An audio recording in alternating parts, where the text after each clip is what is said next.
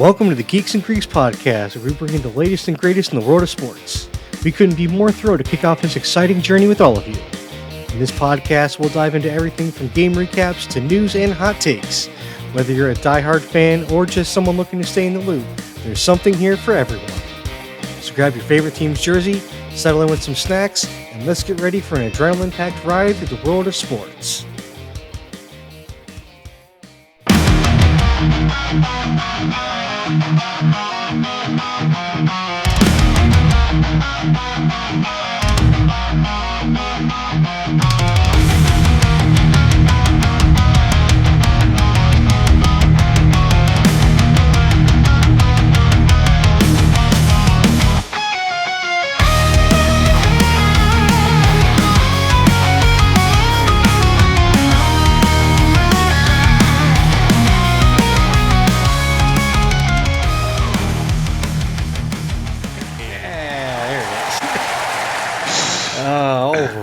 The boys are back. It's been a couple weeks, but it's been fun.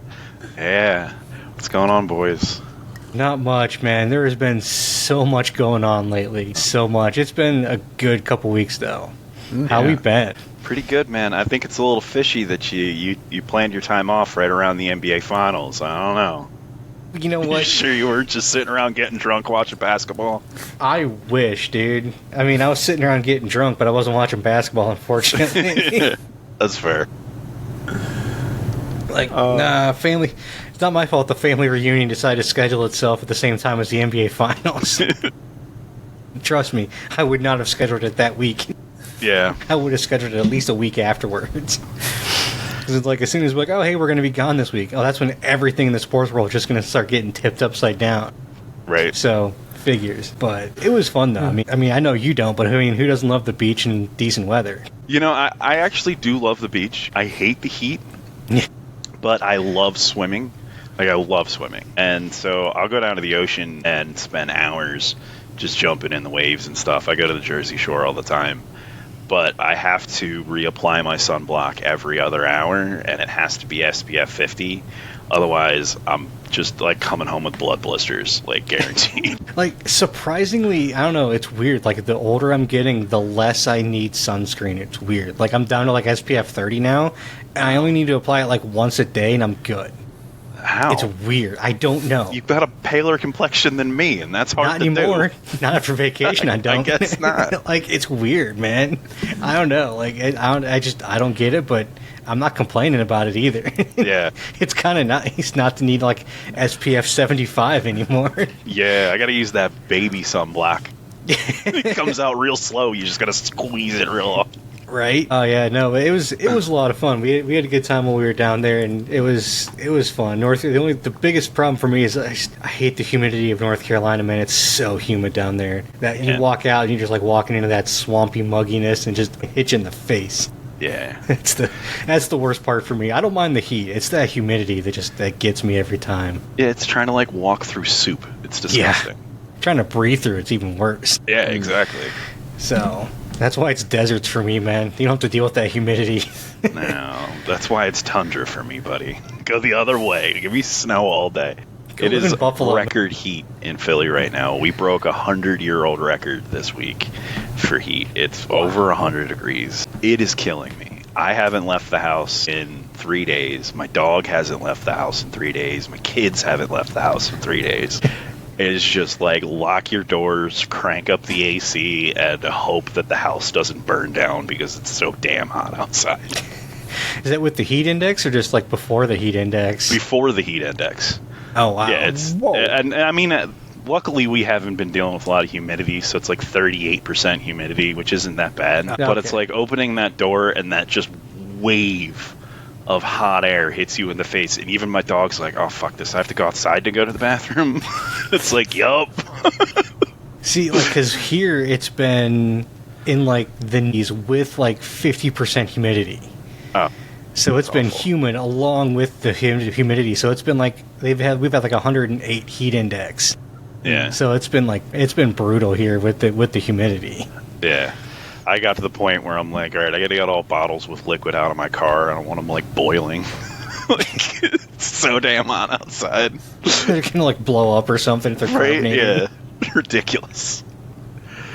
But that moves us along to our NBA and NHL finals. Here comes a new challenger! Oh, man. You know what? For the first time getting you guys to watch the NBA Finals, you guys got a fantastic NBA Finals to watch. You know, I think I agree with you. It was pretty good. Because this was the first time that the NBA Finals have gone to a Game 7 since the 2016 one with the Warriors-Cavs. Yeah. So, I mean, I don't know. I loved this series. This was such a good series. So back and forth. So I think I managed to get 4 games of the 7 in because I wanted to try to watch them live, and life happens. But I did watch Game 6 and 7 for sure, and Game 1. I think I saw Game 3 or 4 too. One of those ones. But it was a fun watch, and it really sucks that Halliburton loses his ACL 7 minutes into Game 7, and he's just gone. And it's like, it was that moment. It was like, at first they looked like they were going to rally back, and it was like they were going to win in spite of it. And then, the air just came out of the tires late into the game, and that was kind of it. Yeah, it's one of those things though. Even at one point where the air kind of felt like it was coming out, the way the Pacers have played all postseason, though, they still never felt like they were out of the game. Right. Like, that team was played from behind and has played so well in the offseason. Even with like 4 minutes to go when they were down, I still felt like there was still a possible chance. Like, they've come back so much, even without him. Like, I don't know, there was still that hope that there was still a possibility, because that's just how they've been playing the entire offseason. And it's like there's still a world where they could pull this out. Yeah, because I think it was like 4.5 minutes to go is when they were down by like 21. Mm-hmm. And then they brought that to within like 9 with like 2 minutes to go. And it was like, holy shit, are they actually going to do this? And then it was like, no, they're not. Yeah, I mean, they did get stopped, but it's like there was still that chance, like, well, they might actually still pull this off. And, right, yeah, there was a belief there for a second.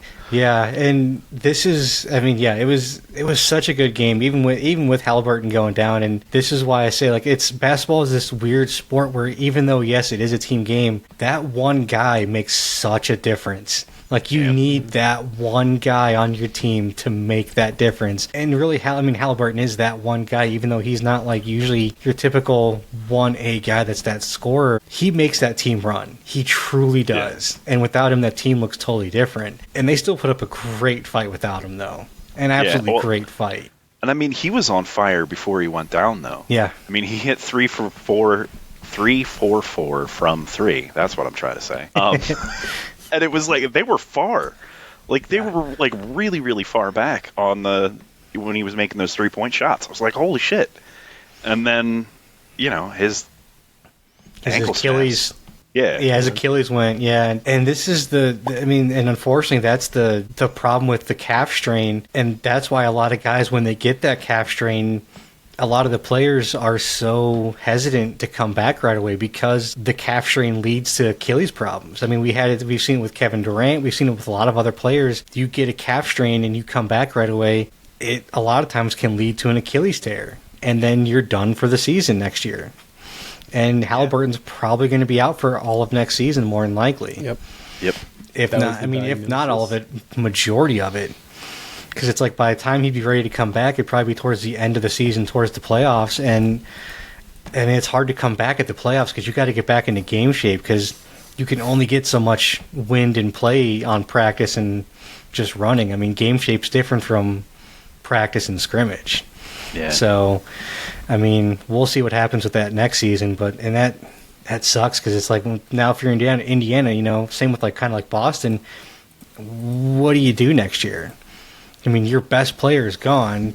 I mean, It's just like, we'll see what they're going to do. I mean, I don't think they're going to, necessarily, ship a bunch of guys off and tank, but it's like, it just completely changes the makeup of your team and how you approach next season. Yeah. So, different guys are going to have to step up now.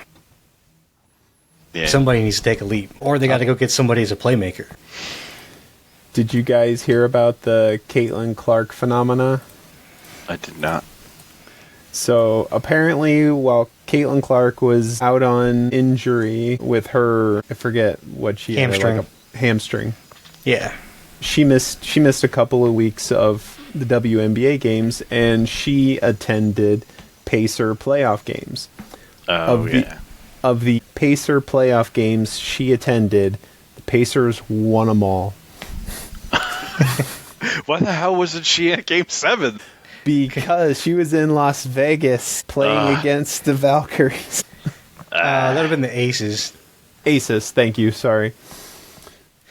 Yeah. And I was even trying to crunch the numbers if she'd be able to finish her game in Las Vegas and fly to OKC. I thought I'm like, which Caitlin Clark one are we talking about here? Are you talking about the loss of viewership when she was out with injury? Are we talking about the viewership for the game when she came back, beating the NBA Finals viewership? Like, which one are we talking about? That was so hilarious. Like, yeah, because I think the first game she comes back, it was the Fever versus the Liberty, and they had 20 million viewers for that one game, which beat any one game from the NBA Finals. Yep. I think that, I mean, I know it's one game versus like every week with wrestling, but like I think that beats Raw on Netflix, like the opening Raw on Netflix. Yeah, show. See, I think that beats just about any wrestling show, for just on a week to week basis on just one show. But I mean, I'm talking worldwide. Yeah, because when they debuted on Netflix, they had a lot of people watching around the globe. But yeah, it's crazy how much she draws. So you think that she's a phenomenon, or do you think she's a sign of the times to come? I think she herself is a phenomenon. Yeah. Because the way she plays, which is weird, because she honestly is the female version of Steph Curry. She truly is. 100%. It's like watching a female version of Steph Curry play the game, and the WNBA doesn't have it. I mean, let's not mince it, she's also white. It also helps with basketball. It truly does. It is what it is. I mean, when you have a white superstar like that in basketball, people are just drawn to it. Look at Larry Bird. Luka Doncic is like that too. I mean, it is what it is. We have white superstars that people are more drawn to. It just kind of comes out like that. Yeah. I mean, it's nothing you can do about it. It's what happens. And the fluke chance that she went to Indiana too, of all places. Oh man. Like, I don't know. It's just one of those things where I think it's just her specifically. She is a phenomenon that's a draw to the NBA. Because when she's not there, nobody watches. So you don't think that she's going to like bring in a new breed of like higher caliber players to the women's I think she will eventually. I think right now she isn't. It's going to take time. It's going to be future generations that emulate the way she plays, her and Steph Curry both. Yeah. But I think that it's just going to take time. So, like, the 10-year-old girls that are watching her now, those are the ones that'll finally... I think we're going to get the 10, 12, 15-year-olds that are playing now, they're going to start playing like that. If they're good enough, will become a draw. You know, I'm not going to lie. I'm kind of excited about that sort of thing, because, like, I've never been in a situation where a sport's building itself like that, right? Like, all of the sports that I watch, you know, of course football dominates everything. Football's king in America. But, like... all they ever talk about is declining ratings and things getting worse. You know, you're very, I guess, soccer. Like, I guess, but it's soccer. What's funny is I feel like women's soccer is actually more popular in the U.S. than men's soccer is. Yeah, I mean, it's a little bit sexist, but I used to always have a phrase that was, it's not that Americans hate soccer, we just realize what it is, a sport for women and children. In the U.S., it really is, because it's also one of those things where the top athletes in the U.S. don't play soccer. The top athletes in most other countries around the world play soccer. Yeah. So until the athletes like LeBron or those kinds of guys start playing soccer, we're never going to compete on the world stage, because our top athletes like that don't care about soccer. Right. They don't. So it's like, it's just never going to be the thing. And most of the top women athletes, a lot of them play soccer or basketball. Yeah. I mean, that's unfortunate, but it's pretty much the only option for them to play professionally. I mean, there's not Yeah. really another women's league. So I mean, there's professional wrestling. Just there's also the Major League Baseball is starting a national women's softball league. oh, now. are they? Yes. Okay. So Major League Baseball is going to subsidize and start a national women's softball league. I'm surprised they haven't done it sooner. Yeah. Because I mean, they have collegiate softball. Like, Yeah, I I'm mean, surprised. It's 2025. Like, Yeah, we like, we should have- be inclusive. like, I'm pretty I know sure I there's just also, said, like, something I'm- crazy sexist, but Like, I'm I definitely pretty don't feel that way. I'm pretty sure there's also Olympic softball. I think there's also Olympic softball too. Ah. So it's like I'm surprised they haven't done this like at least 10 years ago. So what's the draw for softball over baseball? It's for women. I mean, old men. Like, I know dudes our age that play softball. Well, yeah, all it's the slow time. pitch, not fast pitch. There's a difference. Yeah, but like, why? Yeah. Why is it for women? I don't know. Like, I don't I understand. honestly couldn't tell you. I really don't know. I don't know enough about baseball or softball to be able to really tell you the difference. But other than the underhand throw and the bigger ball, and I think it's I know 4 softball strikes. field is smaller. Softball field's smaller, Yeah, and it's 4 strikes, I think, instead of 3. I thought it was three. I thought it was think still your it's still typical three. 3 strikes, See? 4 balls. But I know I'm nothing pretty about sure it. it is. I honestly don't know. I thought that's what it was. But yeah, I don't know. I don't know. It is kind of weird that it's like, why is it not baseball? Especially if it's MLB. It's like, is there Yeah. something about softball that makes it for women? I think they're probably trying to cater to the college equivalent, and ladies in college play softball. So, to reduce the culture shock, they're going to just play professional softball after college. Yeah, that's fair. Yeah.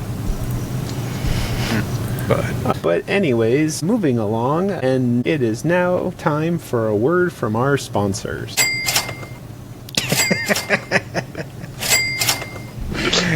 Hey guys, what's up? Before we continue our show, I want to talk to you about our new sponsor, Dubby. You ever feel like you need that extra oomph to power through those late night study sessions, clutch those game wins, or finish that epic video edit? I know I do, and I finally found something that actually works without the jitters or the dreaded crash. Let me introduce you to Dubby. That's right guys, we're partnering with Dubby and we're seriously hyped. Dubby is our new go-to energy drink and it is a total game changer. What makes it so different is first off, and this is huge for me, Dubby has no artificial dyes, plus it's all completely sugar-free. So, you don't get that quick energy spike followed by a massive crash. And the taste is absolutely amazing. Dubby comes with a bunch of different flavors, such as Tiger's Blood, Green Apple, Strawberry Pineapple, plus limited time offers that do go quickly. I'm currently obsessed with the Tiger's Blood myself, but they're all really good. Alright, so how do you get your hands on this stuff? Head on over to dubby.gg and use our code GEEKS10 for 10% off your entire order. That's dubby.gg, dubby.gg. Seriously guys, go give it a try. You won't regret it. We love this product and I'm sure you will too. It's definitely been a game changer for us and I'm stoked to be sharing it with the rest of you. Now, let's go ahead and get back to our show. Moving along to the Geeks and Greeks news section. Now that we've officially entered the sports desert of the year, we are counting down to the NFL with 36 days till the Hall of Fame game between the Chargers and the Lions, but no one really cares about that one. What we want is the Week 1 Cowboys versus Eagles. That is 71 days away, and I cannot wait. I still don't know if I should be excited for this because it just feels weird that this game is on week 1.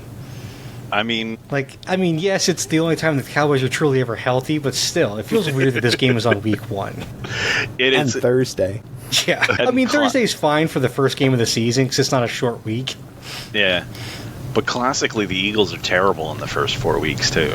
I mean, So, like, That's true. this is the best chance you got here. it's a coin flip if Dallas is good or not, period. So, it's not really Yeah. gonna be. That's fair.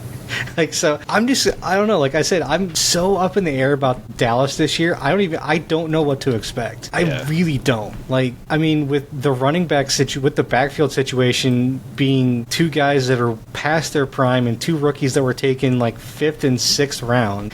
I don't know what to expect from that. The defense looks like it's been shored up and has gotten better. But again, first-time head coach that was an offensive coordinator that didn't call his own plays.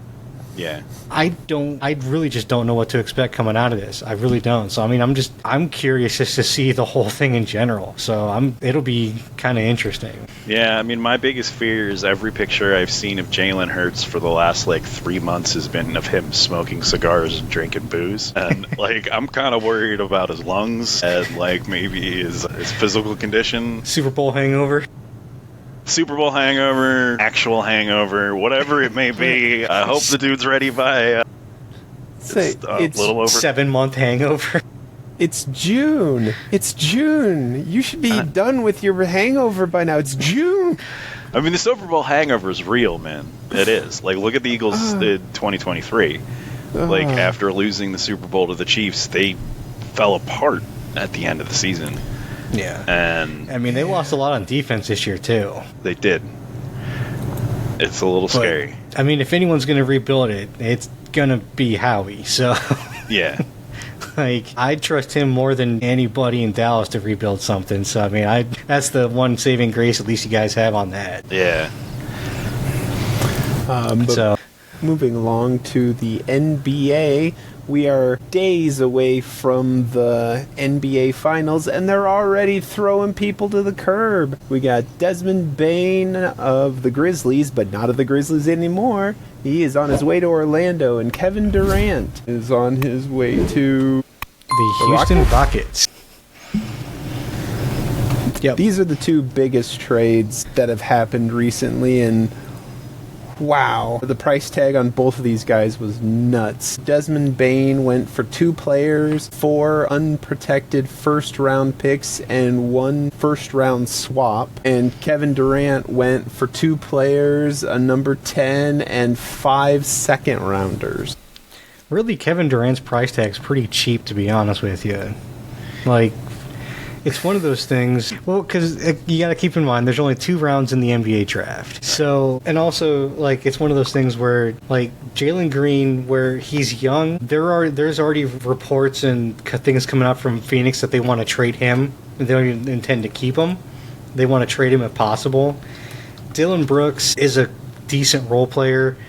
The number 10 overall pick was Phoenix's anyway, that they had traded away, a couple years ago to get Kevin Durant. Actually, ironically enough, it's one of the picks that they traded to hit him into Phoenix. And then the second round picks, I mean, again, it's kind of one of those things where they're picks, but it's not they're not going to be high quality picks more than likely. So it's honestly not a whole lot to pay to get someone as good as Kevin Durant.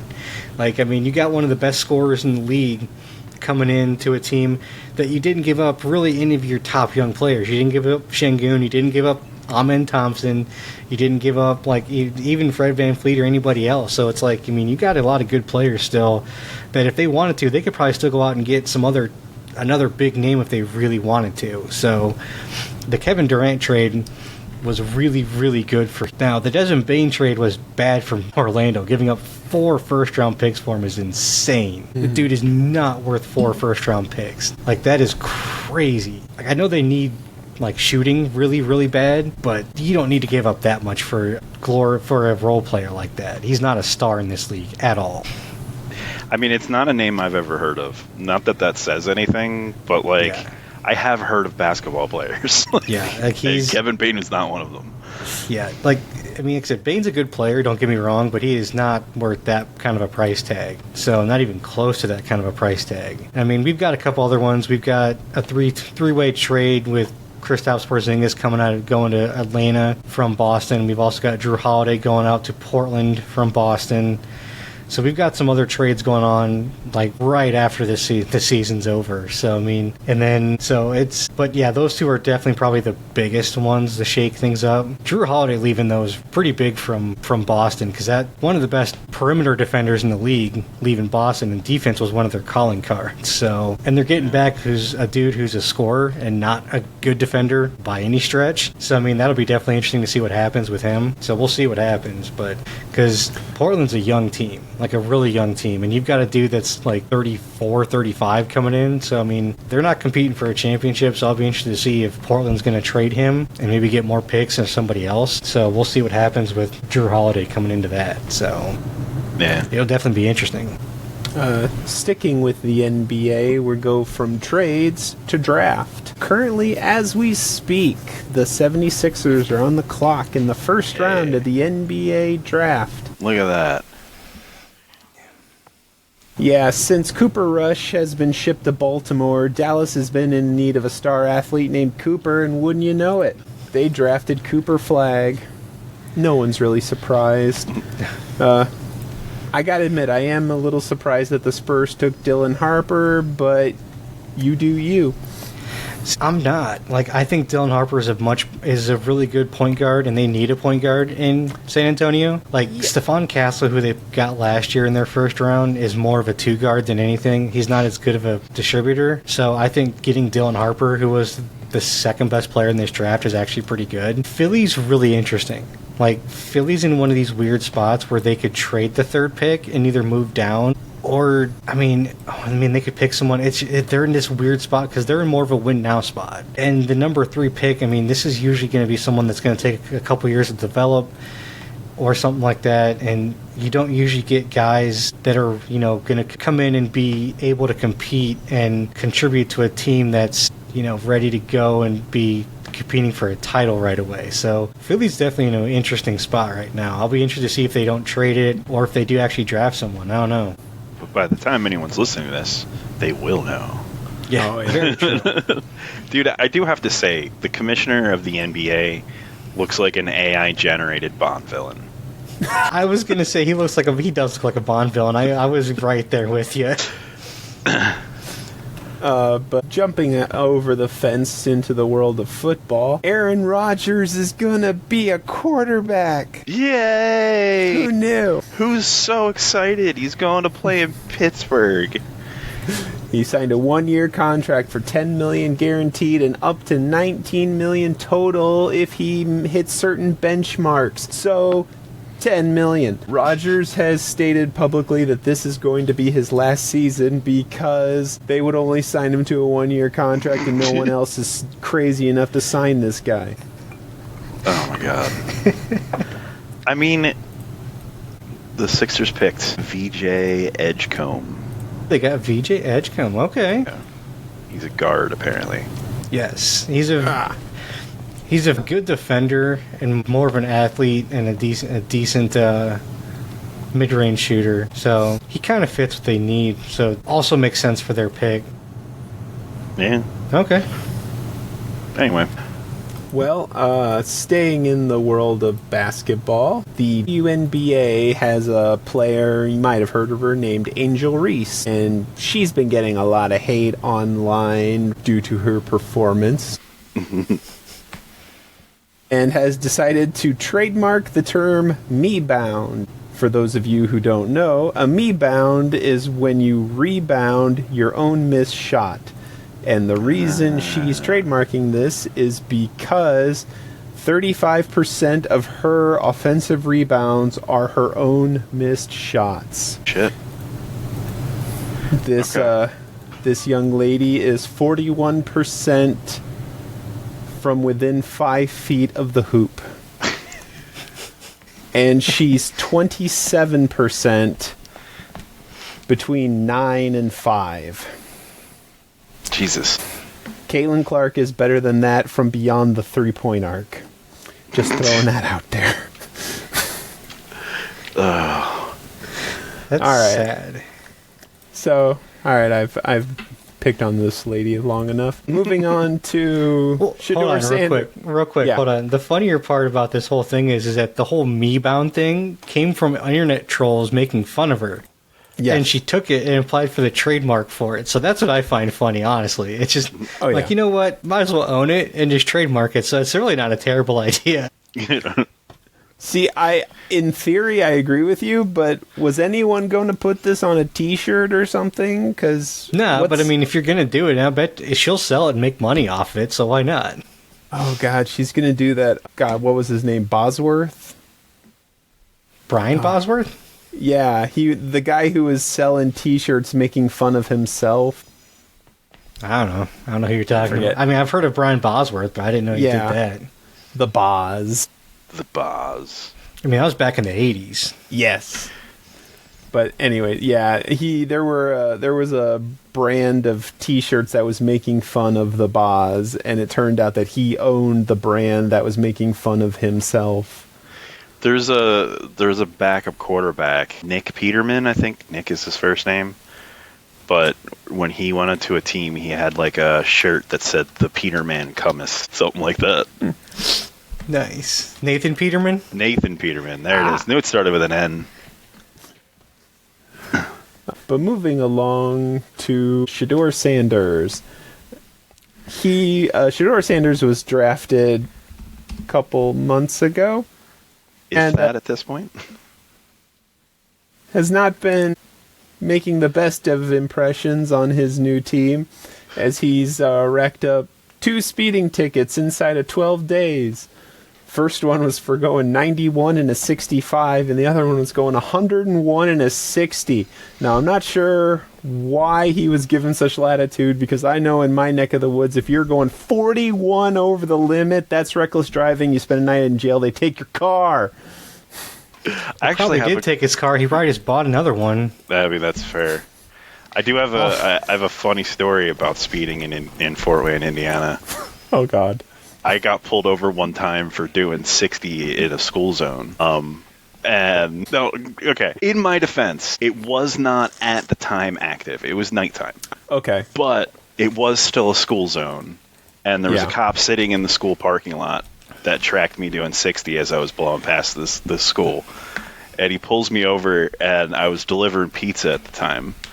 And I lean over, and he sees my hoodie is the pizza place. He's like, "You work for MJ?" I was like, "Yeah." And he was like, "Stop speeding in front of schools, idiot," and walked away from my car. I miss MJ's. Yeah. They had some pretty good pizza. But yeah, the thing, another interesting part of that whole thing too is he missed the court date for the first speeding ticket. Oh my God. To me, that's like part of the bigger issue. It's like, dude, come on, man, you can't miss your court date. Is he so like mentally distraught for getting drafted in the third day that he's like, I just have to have a mental breakdown now? I guess. I don't know. Like, I don't even know where you can go 100 around Cleveland, because Cleveland roads aren't like that great, even like that wide open. Like, it's not like Vegas or like LA where you've got these wide open like 5-6 lane freeways. Yeah, I gotta say, man, you can't get away with speeding in Ohio. I've tried. It doesn't work. That's not. I was gonna say, with 60 and 65 as the zones, I'm imagining he's like around Interstate 71 or something like that, and just 77 maybe going south. I don't know. Yeah, maybe. I don't know. Why are you driving that fast though? Like, he's not getting slapped with a DUI or drug possession or anything. Why are you going that fast if you're not fucked up? Like, I'm sorry. Like, you're of sound mind and body, and you're going 100 miles on the highway, like, in Ohio? Come on, dude. Like, you have no excuse whatsoever. Like, it's like it's not easy. It's not even as if like you've done anything to get leeway yet. Like, I mean, if you're 5 years into your career and you've gone to the playoffs a few different times, okay, maybe they might let you off because you're doing good with the Browns, but you haven't even done anything yet. Right. At least like play a couple games first. At least have a couple practices first. How about that? He's gone to OTAs. He's had a couple practices. Yeah, all right. How would you get through minicamp? Okay, there we go. I mean, you can't even get your own number yet. You can't even get number 2. Jesus. Because he had to take number 12. But that brings us along to the trivia section with a game I call Pick Your Poison. Now, so there we are. In front of you, you see a list of trivia questions, per se. And the answer to each of these trivia questions is a number between 0 and 10. Whatever the answer is to the trivia question you've chosen, you score that many points. Whoever has the most, we will do a snake draft, starting with Adam. Pete gets to pick 2, then Adam 2, back and forth until Adam gets the Brock Purdy pick, and the game is over. Alrighty. So, for an example, if Adam chose Tom Brady Super Bowl rings, Adam would score 7 points. Okay. I think I get it. All right. So, Adam, what question do you want to claim?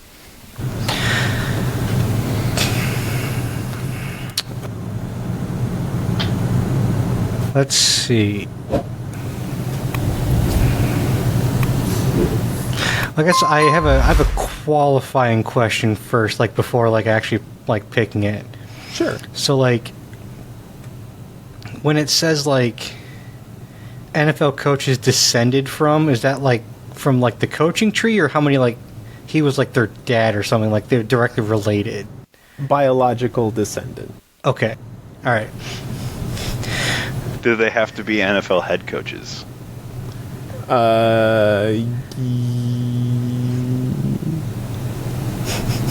No.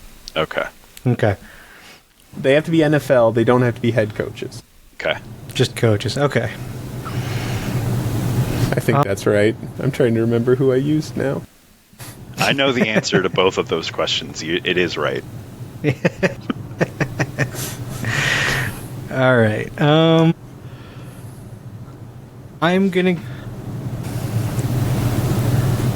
I'll have fun with this one. I'm gonna do seasons Emmitt Smith led the NFL in rushing yards. Oh, goodness. And the answer to that is 4.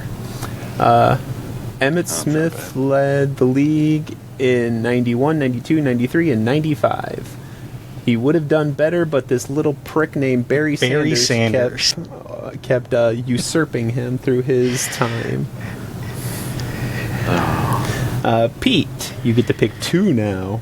All right. I get to pick 2. I'm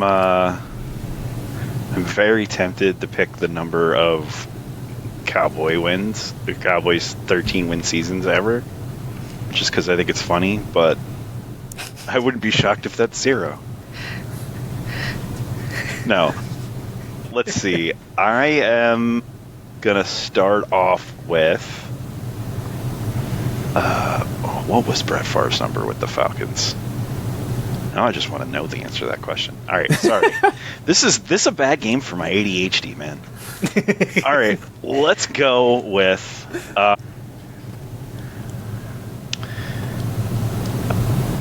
let's go with Donovan McNabb Pro Bowls.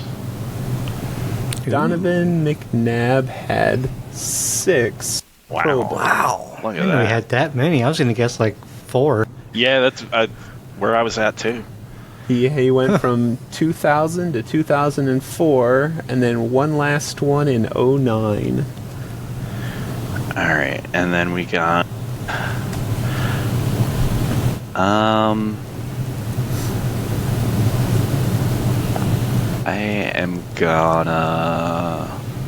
just gonna go with the NFL coaches, and we're gonna do the ones descended from Buddy Ryan, because he used to be an Eagles head coach. I know of 2 for certain. Yeah. And one that you don't know about. Oh, really? Buddy Ryan has 2 children named Rex and Rob, and Rex has a son named Seth. All 3 are or were NFL coaches. Okay.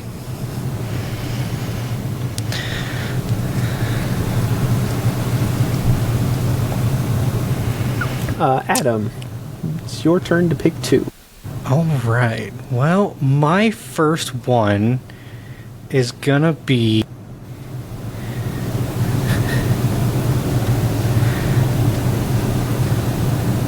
the Hall of Famers drafted by the Philadelphia Eagles in the Super Bowl era. I thought Pete would take this one. Brian Dawkins, Eric Allen, Chris Carter, and Harold Carmichael. Harold Carmichael. I'm That's a name I haven't heard in forever. pretty sure Reggie White was in that list. because Philly drafted Reggie White.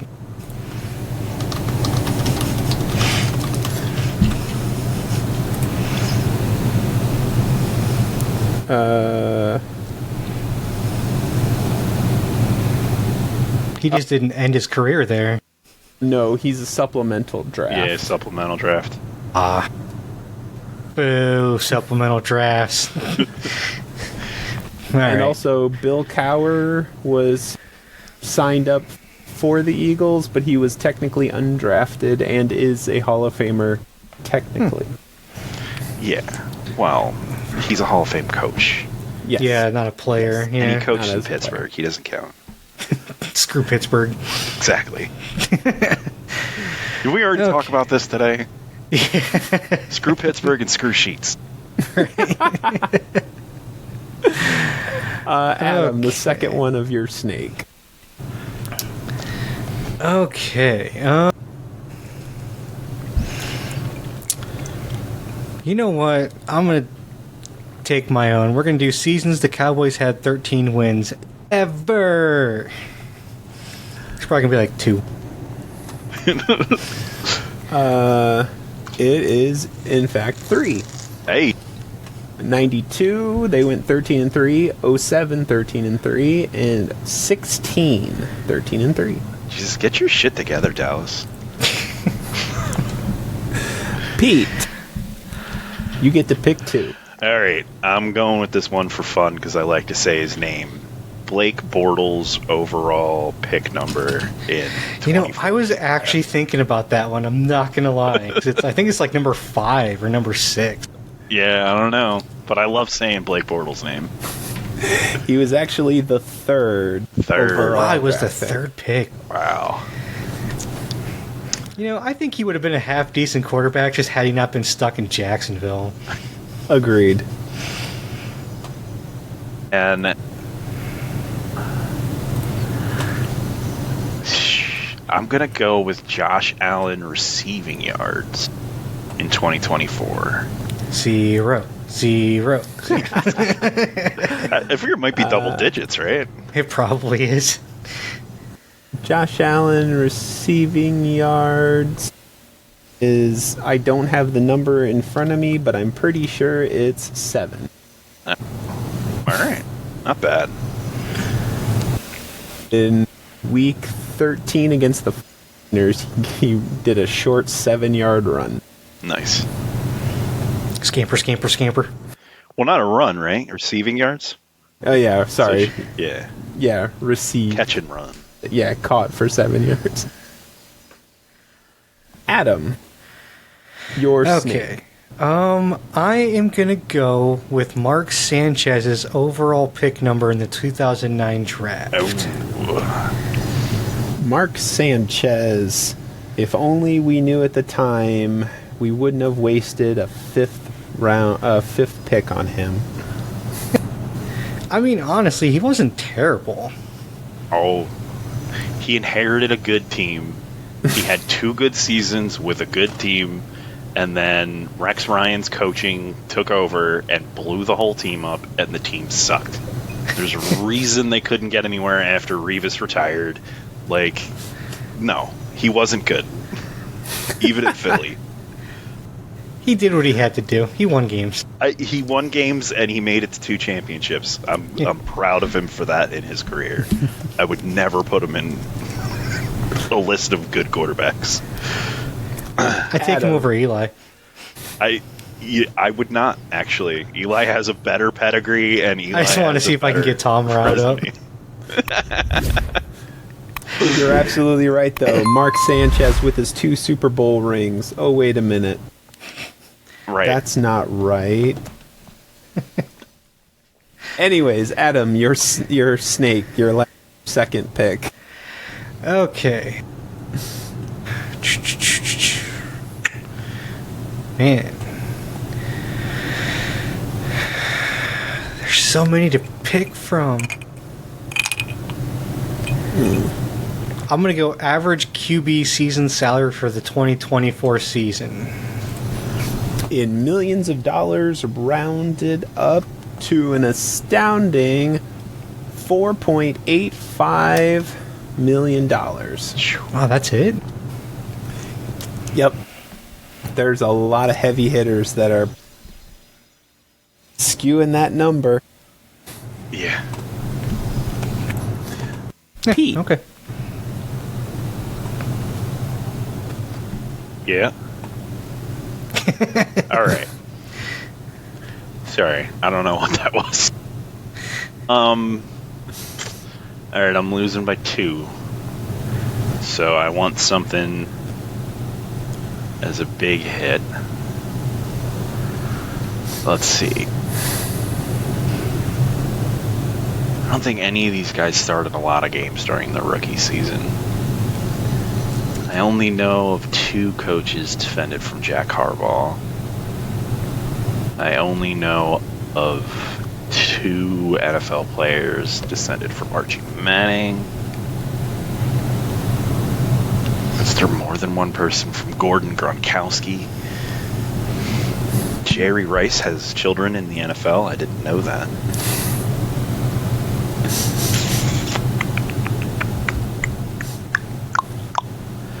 Well, because I know it'll put me back in the lead at least, we'll go with Eagles Super Bowl appearances. Eagle Super Bowl appearances. I can't remember them ever making it to the Super Bowl. No. 1980, 05, 18, 23, and 25. Yeah.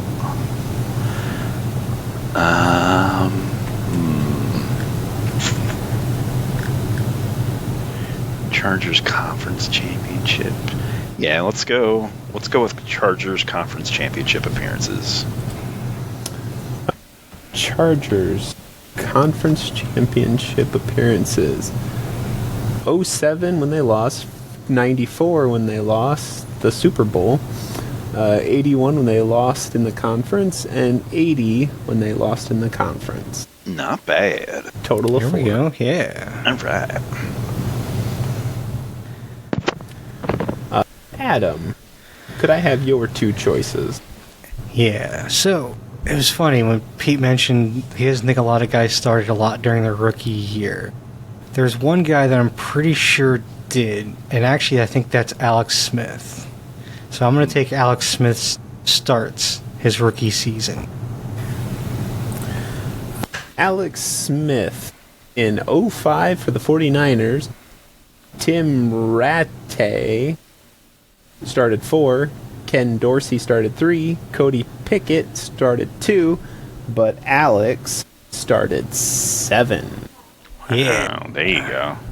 That just caught you up. That's cheating. See, I figured he started a lot because he was the number 1 pick. And usually when you're the first pick, you're going to start a good amount of the games. Yeah. Let's see, what else? I don't even know who Gabriel Sewell is. The last name is supposed to be the clue. Yeah, I don't even know any players that have that last name now. Like everyone else I know, but like he's the only one I don't know. I think it's pronounced Penay. Penei Sewell. Okay, that makes sense. I completely forgot about him. Okay. Justin Herbert, season interceptions. You know what? I'm going to go with Jacksonville games at the Tottenham Hotspur Stadium.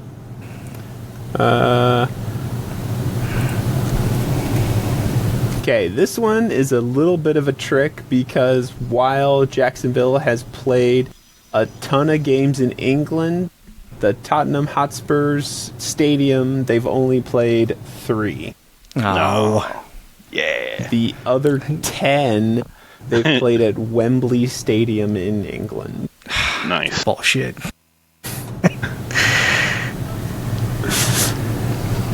Pete, could I have your 2?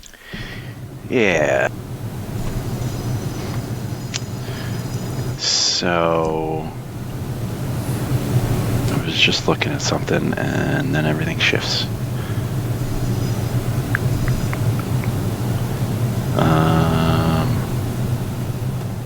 Okay, so I think this one's a red herring because I think he was drafted much later.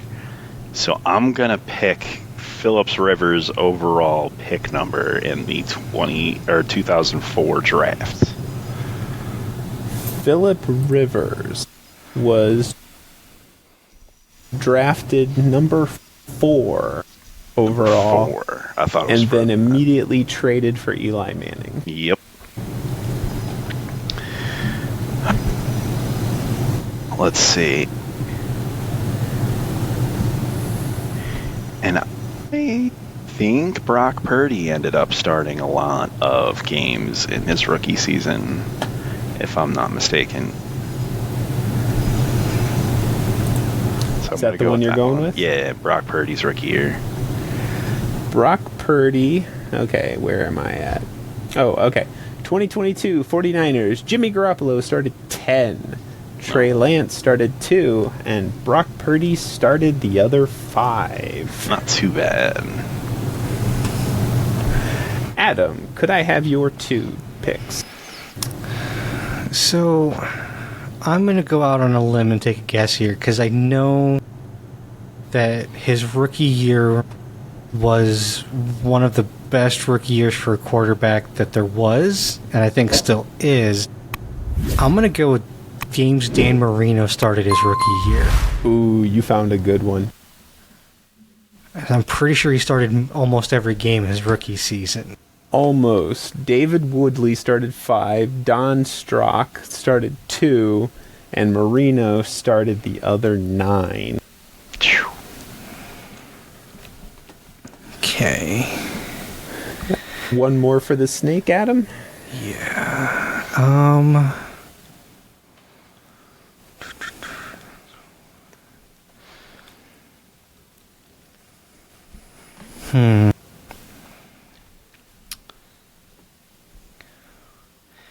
You know what? Give me the Cowboys Super Bowl appearances. The Cowboys appeared in 1970, 71, 75, 77. Yeah, I'll just stop there. They've been there 8 times. Jesus. Pete, could I have your last 2 picks of the game? Last 2 picks of the game. Oh man, you're running away with it. Shit. I feel like someone had to have, like, there's got to be some reason Aaron Rodgers has this reputation that he does. So maybe it's that he has a really high QBR year over year. So I'm going to go with the seasons Aaron Rodgers has the highest QBR, because otherwise I don't understand how he's still playing football. Aaron Rodgers had the highest QBR in the NFL in 2011. And then didn't do anything for 9 more years, where he got it again in 2020 and then 2021. All right. Total of 3. Okay. So, I don't see 8 on any of these. I don't remember what number Favre wore with the Falcons. I know he wore 14, or 4 with Green Bay and with New York. I don't even remember what he wore in Minnesota. I'm assuming it was 4. Yeah. Randy Moss, I can only think of about 3 teams he played for, maybe 4. Tampa Bay wild card round losses. Could there be 8 there? Maybe.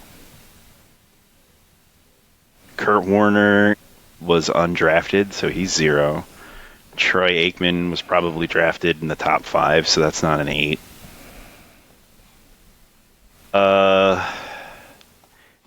Let's go with game started Eli Manning's rookie year.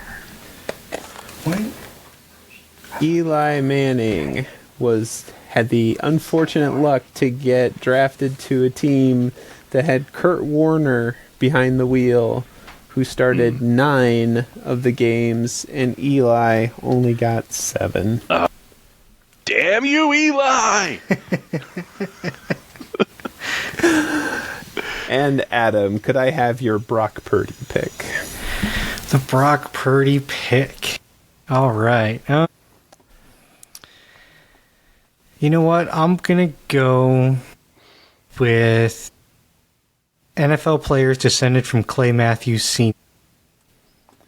I was so hoping someone would pick this. I thought it was just going to get lost.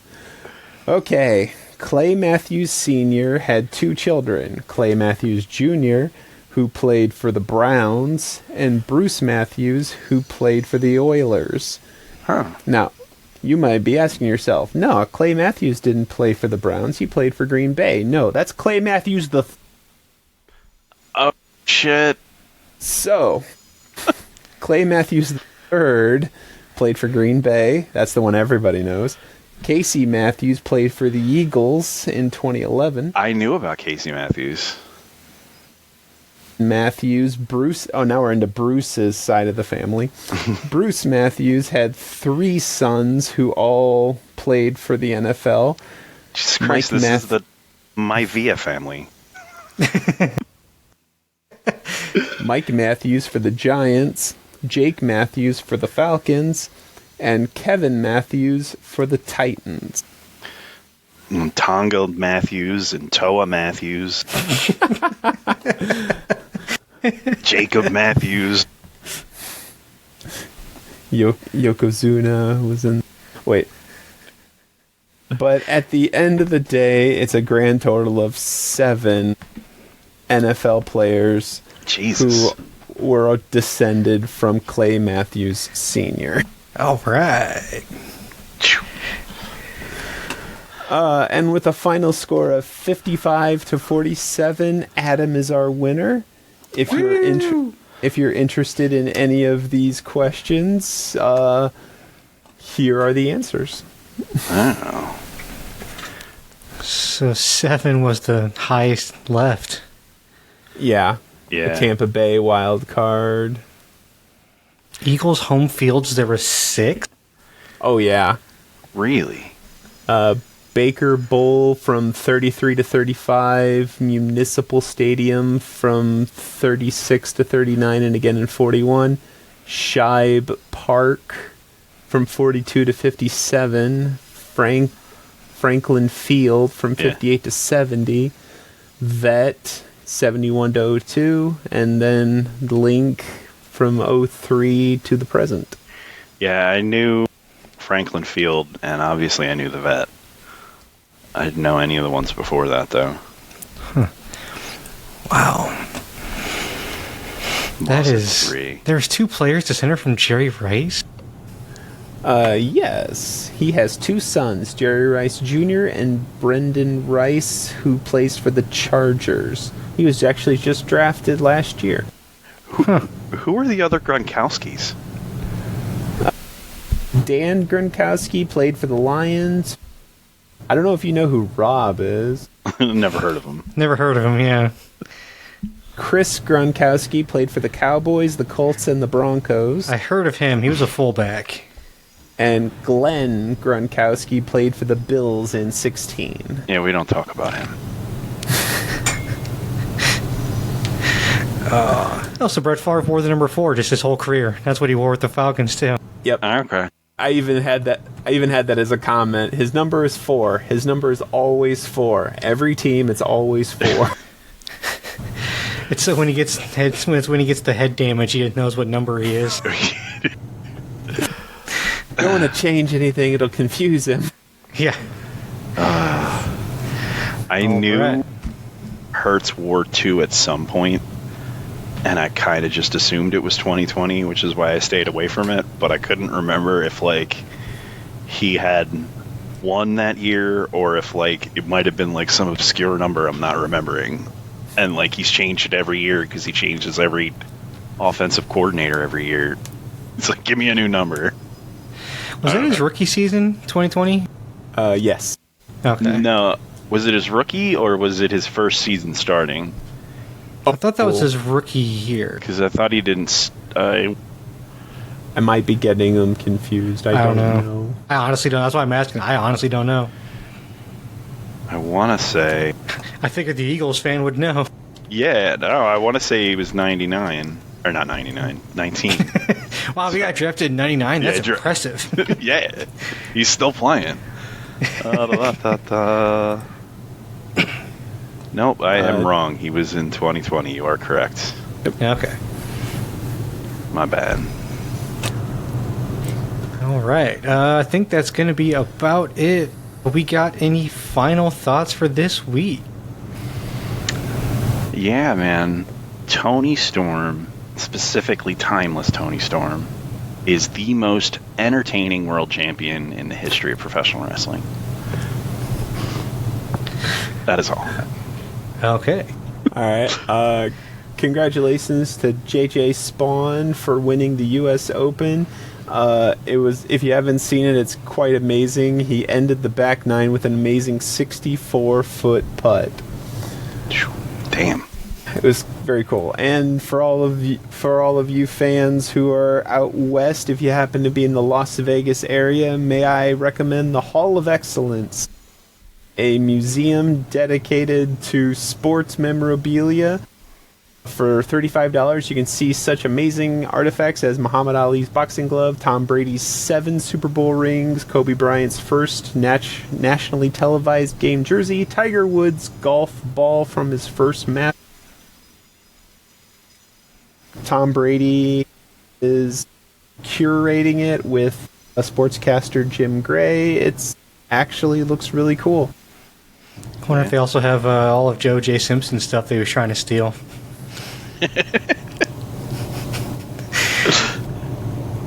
I mean, because that'd just be like the icing on the cake at this point.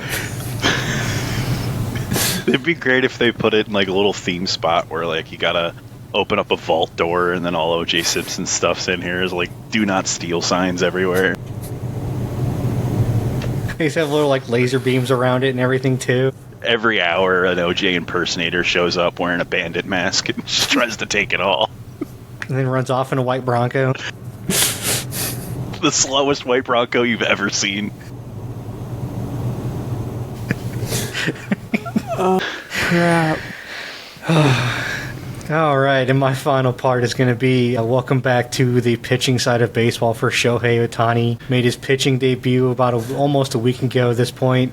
Pitched for one inning with 2 strikeouts while also hitting for a home run and a triple, which is just absolutely amazing. I mean, to be able to pitch at a Cy Young level and hit at an MVP level, this dude's amazing, and I want to watch him more. It's too bad that he plays for the Dodgers. Like, I mean, any team but the Dodgers or Yankees, legitimately, any other team but those two. Like, come on, man, seriously. So, but that's it. Welcome back, Shohei, to the pitching side of baseball, and I hope to see more of it. It's absolutely amazing to watch him play. So. But that is all for today, folks. Thanks so much for tuning in. Be sure to like and subscribe so you never miss an episode of the Geeks and Greeks podcast on YouTube, Spotify, Apple, and Amazon. Don't forget you can also find us on Facebook, Instagram at Geeks and Greeks. You can also reach us by email at geeksandgreeks360@gmail.com. Until next time, may the coin toss of life ever be in your favor. Later, guys. Say yup. Peace.